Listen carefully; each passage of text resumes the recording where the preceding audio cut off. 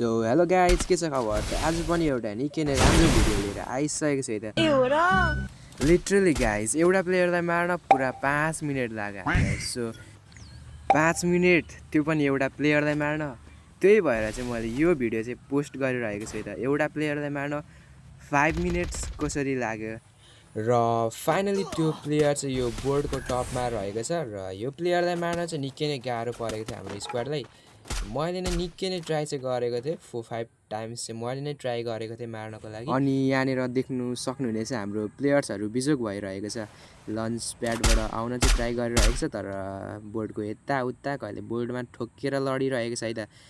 र हेरौँ video guys एकदमै इन्ट्रेस्टिङ छ है त फुल अफ इन्ट्रेस्टिङ है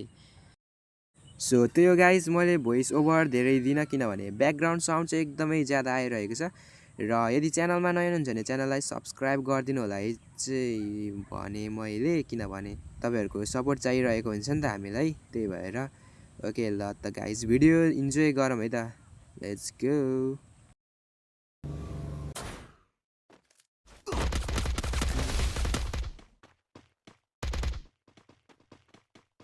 Help me!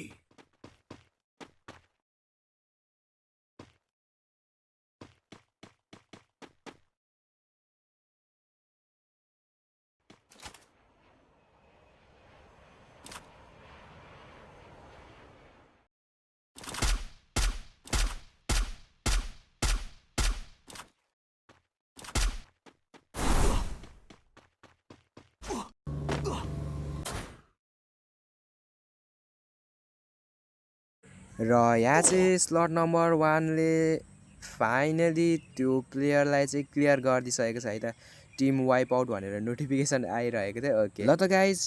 आजको भिडियो चाहिँ यति थियो सो हामी भेट्नेछौँ अर्को भिडियोमा तबतकके लिए बाइ टेक केयर जय नेपाल र च्यानललाई अझैसम्म पनि सब्सक्राइब भएको छैन भने सब्सक्राइब गरिदिनु होला है त okay see you guys in next video Tata